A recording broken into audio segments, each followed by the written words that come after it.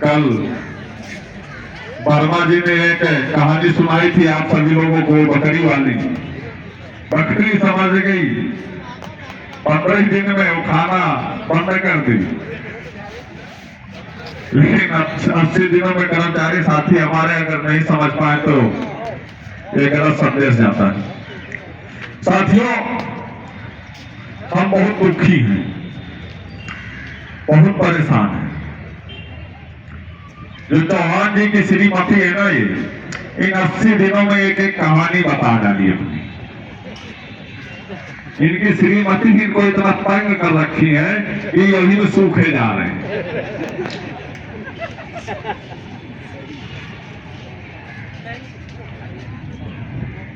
विमलेश वर्मा जी, विमलेश वर्मा जी,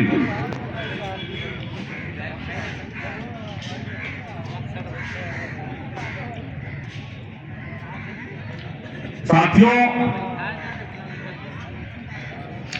जिस प्रकार से आज हमें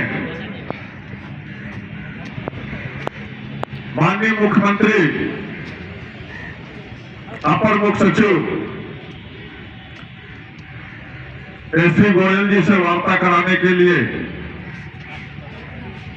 आपकी टीम के सदस्यों को प्रशासन महोदय जी के उपस्थिति में लेकर के गए, लेकिन जो हमारी वार्ता हुई, वार्ता जो जहां पूर्व में 3 बार हुई वही ले जाकर के करा दिया।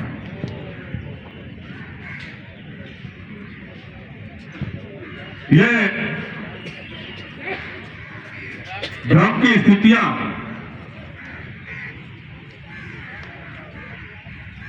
हम आप सभी के बीच में नहीं रखना चाहते हैं और न रखी इन 80 दिनों में। जो भी हुआ है पूरी पारदर्शिता के साथ हुआ है, पूर्ण निष्ठा व ईमानदारी के साथ ही संघर्ष हुआ है। अगर पारदर्शिता नहीं होती तो जो पहली वार्ता हुई थी संघर्ष वहीं से खत्म हो जाता। लेकिन जो जयचंद लोग थे उन लोगों का यही मानना था कि वार्ता हो गई है, आश्वासन मिल गया है कि हम ये 2-3 मांगे आपकी पूरी कर देंगे, धरने को खत्म कर दिया जाए। लेकिन हमारा उद्देश्य ये नहीं है। हमारा उद्देश्य है शासनादेश।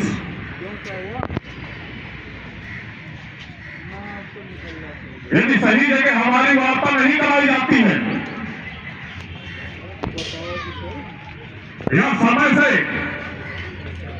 हमारे मांगों पर शासनादेश निर्गत नहीं किए जाते हैं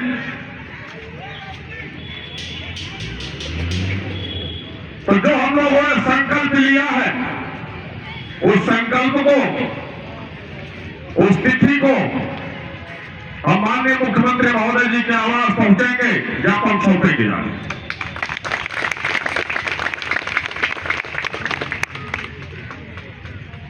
क्योंकि वार्ता में जो पूर्व में हुई सिर्फ आश्वासन ही मिला है और आश्वासन में हमारा समय व्यर्थ गया।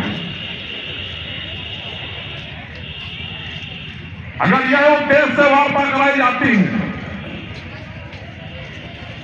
यदि सूचना जारी होने से तक इनको टालते रहो तो हम चलने वाले नहीं हैं। हमने डेट सुनिश्चित कर दी है और वो हम आपको मैसेज के माध्यम से बता देंगे।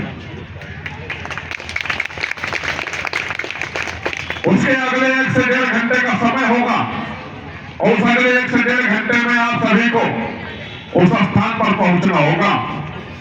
लेकिन आप लोगों को कतई निराश होने की आवश्यकता नहीं है। कि समय बहुत नजदीक आ रहा है, अधिसूचना कभी भी जारी हो सकती है। तो हम इस पर आप लोगों को पूर्ण विश्वास दिलाते हैं कि आप लोग उसी पूर्ण विश्वास के साथ बने रहिएगा। रास्ता हमें कोई सा भी अपनाना पड़े, लेकिन हम आपके शासनादेश ला करके देंगे। कोई सा भी रास्ता अपनाना पड़े, कहीं से भी लाना पड़े, आपके शासनादेश आएंगे, अवश्य आएंगे। आप सभी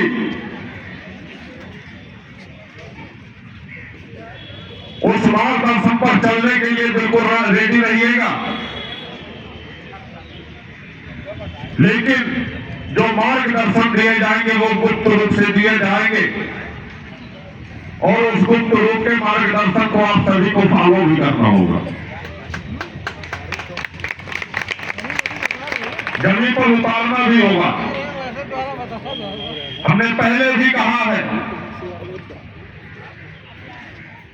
कि जो मार्गदर्शन दिए जाएंगे, जो गुप्त सूचनाएं दी जाएंगी, उसको वो किसी भी चाय के ठेले में, पान के ठेले में, ऑटो में, विक्रम में, ट्रेन के सफर में, बस के सफर में जिक्र ही नहीं करना है हमको। कहीं भी आओ जाओ, लेकिन जो आपका मिशन है उस मिशन से कभी मत भटकिएगा।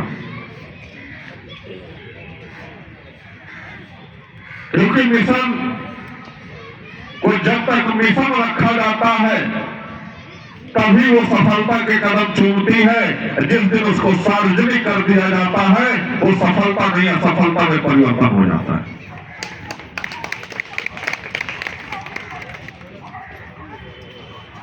हम आप सभी इन 80 दिनों में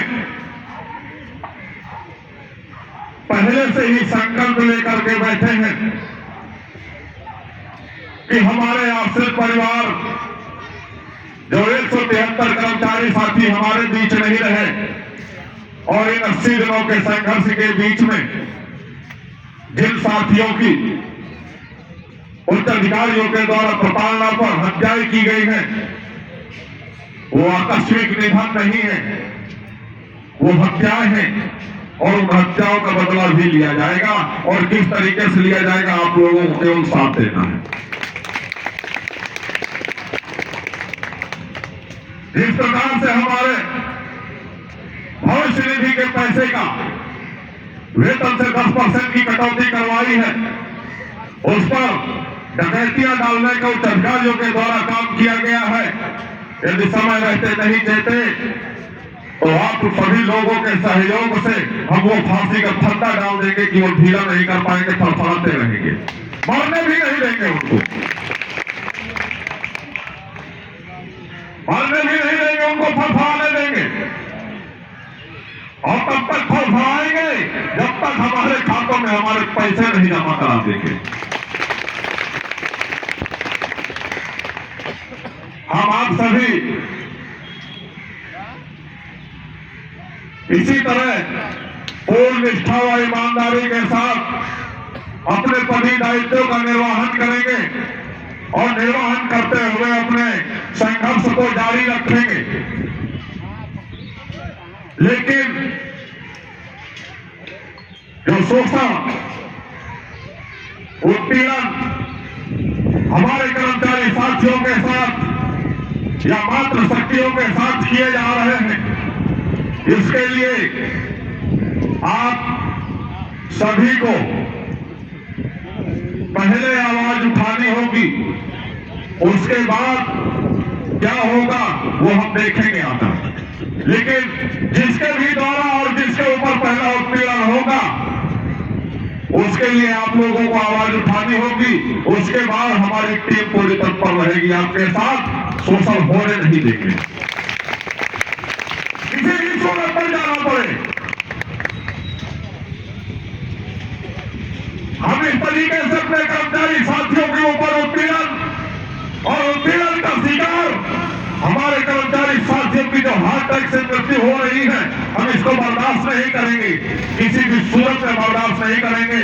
और तब तक नहीं बर्दाश्त करेंगे जब तक हमारे 173 परिवार के प्रतापसिंह के शासनादेश नहीं निर्गत हो जाते। इसलिए आप सभी से हम उम्मीद करेंगे कि आप निराश नहीं होंगे। हम आपने जो संकल्प लिया है उस संकल्प को निभाएंगे, क्योंकि हम उसी बैनर तले बैठे हुए हैं कि हमें आश्वासन नहीं शासनादेश चाहिए, तो हम आपके शासनादेश ला करके देंगे। और यहां पर बैठे हुए प्रशासन महोदय जी से पुनः गुजारिश करूंगा और एलआईयू के ऑफिसर, आईबी के ऑफिसरों को भी संज्ञानित कराना चाहूंगा कि हमने जो ऐलान किया है 4 मार्च के बाद कभी भी किसी भी समय किसी भी दिन हम माननीय मुख्यमंत्री महोदय जी के आवास पर जाएंगे, ज्ञापन सौंपेंगे तो जाएंगे हम।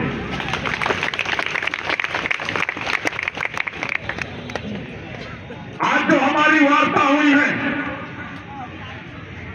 हम किसी भी कंडीशन में उस वार्ता से संतुष्ट नहीं है।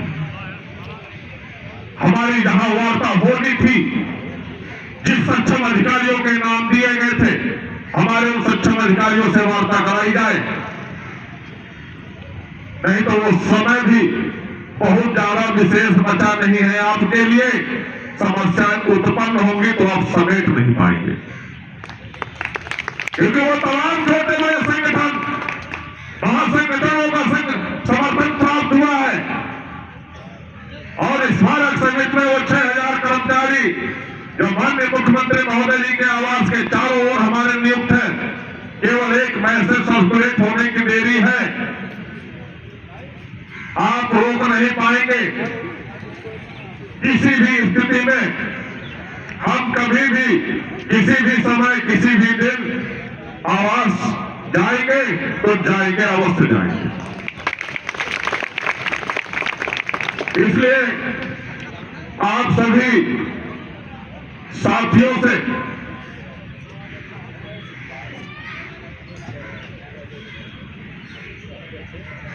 पुनः आग्रह करूंगा कि यह अंतिम लड़ाई आर पार की है,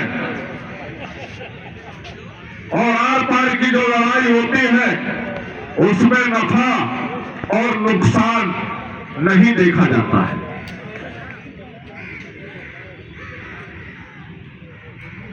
क्योंकि जो हमारी मांग है, मांग में हमारी कोई मांग ही नहीं है। हमारी मांग तो बस इतनी है, जो सबको दे रहे हैं वो हमको भी दे दो। हमने कुछ अलग मांगा ही नहीं है। अगर हमने कुछ अलग मांगा होता कि हमको ग्रेड पे 1800 की जगह में 2400 दिया जाए, तो समझ में आता कि ये हमारी मांग है। लेकिन हमने तो वही मांगा है जो प्रदेश के तमाम कर्मचारियों को दिया जाता है। हमने तो सिर्फ वही मांगा है, हमने तो सिर्फ वही मांगा है। वो तमाम प्रदेश के कर्मचारियों को, प्रतापसिंह के परिवार को तुरंत सेवा में ले लिया जाता है। हमने भी वही मांगा है और कुछ अलग से नहीं मांगा है। हमने वही मांगा है कि तमाम प्रदेश के कर्मचारियों का जैसे उसकी नियुक्ति होती है और प्रथम वेतन आते ही 10% की कटौती हो जाती है भविष्य निधि की, हमारी भी वही हुई है। हमने तो अपने पैसे का हिसाब मांगा है, हमारी कोई मांग नहीं है ही नहीं है। इसलिए हम मांग नहीं है, ये हमारी जरूरतें हैं, और जरूरतों को पूरा करना आपका दायित्व बनता है माननीय मुख्यमंत्री महोदय जी का।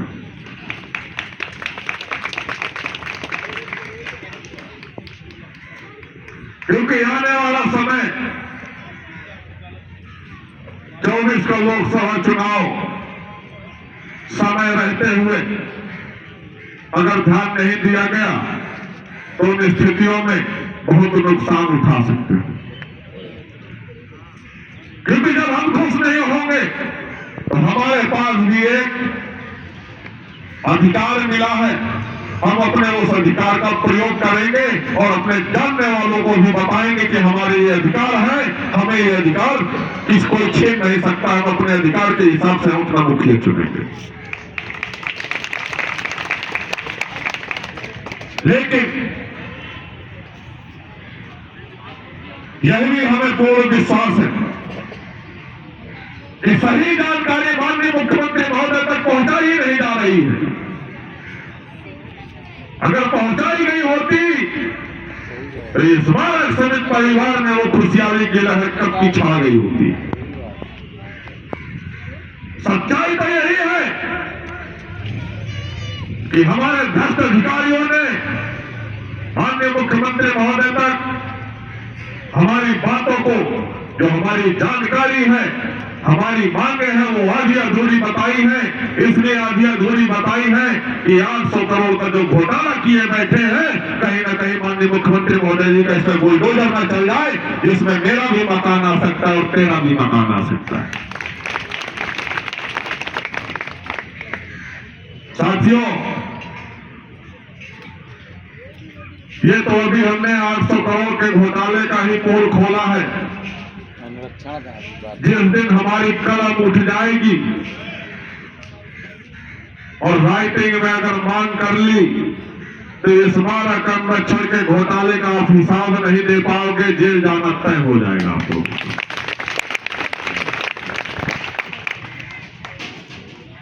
आप अगर उसी के लायक हैं, उसी के पात्र हैं, तो हम पात्र बनाएंगे आपको। ये हमारा वादा है आपसे। हम भिजवाएंगे आपको। बना लीजिए जितनी संपत्तियां बनानी है। हमने भी अगर आपसे रिकवरी का करवा दिया तो कौशल किशोर आदित्य नाम बदल दीजिएगा हमारा। कर लीजिए जितने घोटाले करने हैं।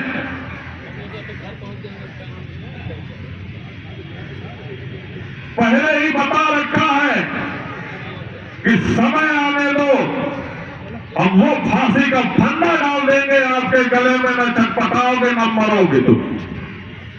तुम्हारी रातों की नींदें हराम कर देंगे। जिस तरीके से 13 वर्षों से हमारे कर्मचारी साथियों की नींदें हराम की है, उनके परिवार का सुख चैन छीना है उत्पीड़न करके, हम तुम्हारा वैसे उत्पीड़न करेंगे। साथियों, आप सभी पूर्ण विश्वास ये बनाए रखिएगा और आगे भी हम उम्मीद करेंगे आप सभी से कि जो आप लोगों को आज के बाद जो भी दिशा निर्देश दिए जाएंगे, उसे गुप्त रूप से आप अपने तक ही, आप अपने पत्नियां अपने पतियों को कोई बात शेयर नहीं करेगा।